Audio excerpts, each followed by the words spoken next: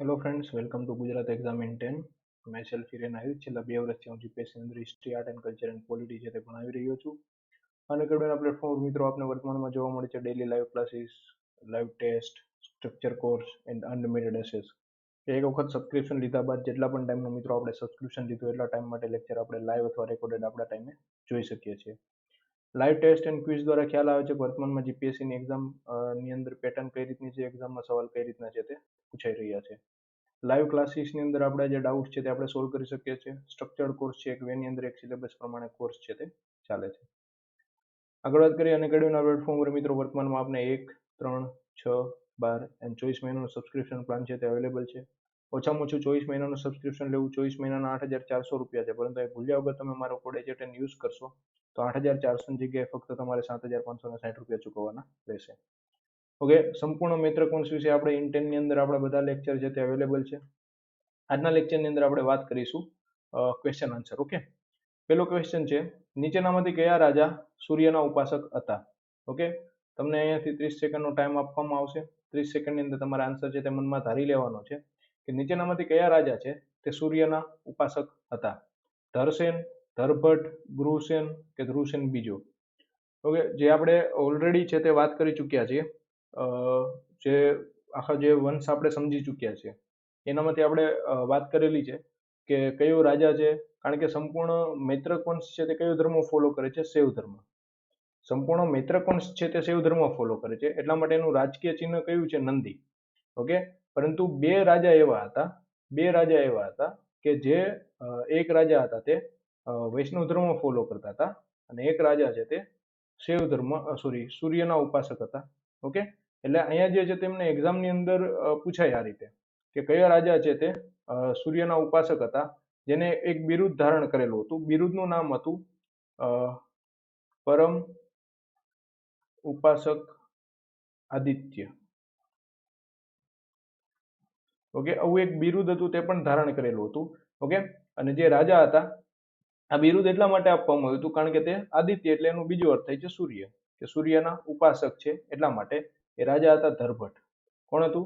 ધરભટ્ટ હતા, જેને છે તે સૂર્યના ઉપાસક હોવાના કારણે એને પરમ ઉપાસક આદિત્ય તરીકે બિરુદ ધારણ કરેલું હતું અને તેનું નામ જે સૂર્યના ઉપાસક હતા. ક્લિયર? ઓપ્શન છે તે ધરભટ્ટ. આગળ વાત કરીએ, કયા રાજાને કલ્પતરુ જેવા કહેવામાં આવ્યા છે? કયા રાજાને કલ્પતરુ? ધ્રુવસેન પ્રથમ, ધ્રુવભટ્ટ, ધ્રુવસેન બીજો કે ગૃહસેન? ફટાફટ 30 સેકન્ડનો ટાઈમ છે, શાંતિથી મનમાં વિચારો આન્સર શું છે તે.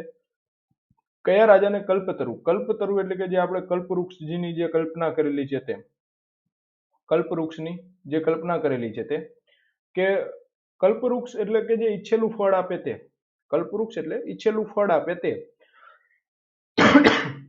સોરી, ઈચ્છેલું ફળ આપે તે.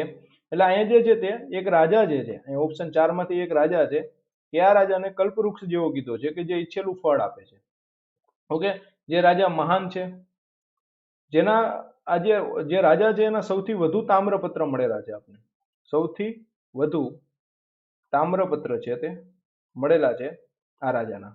ઓકે, જે ઓપ્શનમાં છે, કારણ કે સંપૂર્ણ આ સવાલ પૂછાયેલો છે કે જે મૈત્રકોનો જે ઇતિહાસ છે તે આપણે તામ્રપત્રમાંથી મળે છે અને સૌથી વધુ તામ્રપત્ર છે તે આ રાજાના છે તે મળેલા છે આપણે. જેના ઉપરથી આપણે ખ્યાલ આવે છે કે આ રાજા કેટલો મહાન હતો.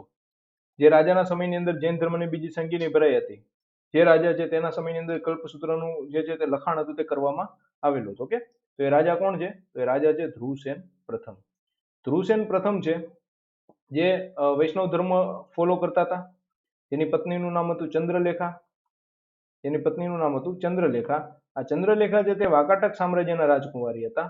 વાકાટક સામ્રાજ્યના રાજકુમારી હતા. અને આ ચંદ્રલેખા છે તે સૌથી વધુ શ્રેમ ખેડેલો હતો બીજી સંગીની ભરાવવામાં. જૈન ધર્મની બીજી સંગીની છે તે ભરવામાં સૌથી વધુ શ્રમ કોણે ખેડેલો હતો? તો ચંદ્રલેખાએ, જે ધ્રુવસેન પ્રથમના પત્ની હતા. અને આના સમયની દરમિયાન જ છે તે કલ્પસૂત્ર જે જૈન ધર્મનો સૌથી મહાન ગ્રંથ છે, જે લખાયેલો છે, બોલાયેલો છે ભદ્રબાહુ દ્વારા, અને બીજી સંગીની અંદર એનું છે તે લિપિબદ્ધ હતો તે કરવામાં આવેલો હતો. ઓકે, જવાબ છે ધ્રુવસેન પ્રથમ. આગળ વાત કરીએ, નીચેનામાંથી કયો રાજા સૌથી લોકપ્રિય હતો? નીચેનામાંથી કયો રાજા છે તે સૌથી લોકપ્રિય હતો? ધરભટ્ટ, ગૃહસેન, ધરસેન બીજો કે કે દર્શન ચોથો. ઓકે, આમાં તમને થોડું કન્ફ્યુઝન રહેશે. આમાં તમારે 30 સેકન્ડ ઉપર કદાચ ટાઈમ તમારી પાસેથી વયો જશે. કયો રાજા હતો છે જે હતો તે સૌથી લોકપ્રિય હતો, અને લોકપ્રિય હોવા પાછળના કારણ શું હતું? તો એના કાર્ય હતા, કે જે પ્રજા પ્રત્યેની એની જે જવાબદારી હતી, પ્રજા પ્રત્યેના જે કારણો હતા તે.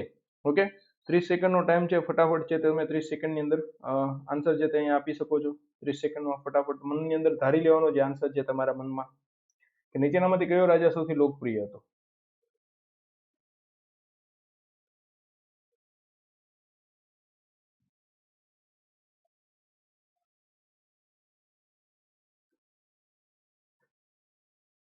ગૃહસેન. કોણ હતા? ગૃહસેન. ગૃહસેનને લોકપ્રિય બનવાનું કારણ એવું હતું કે ગૃહસેન હતો તેને જે આક્રમણ કરેલા હતા માળવાના પ્રદેશ ઉપર, માળવા, લાટ, ઓકે, આ બધા પ્રદેશો ઉપર હતા તે આક્રમણ કરેલું હતું, અને જેના કારણે ગૃહસેન પાસે અઢળક ધન દોલત સંપત્તિ હતી. એટલી બધી સંપત્તિ હતી કે તેને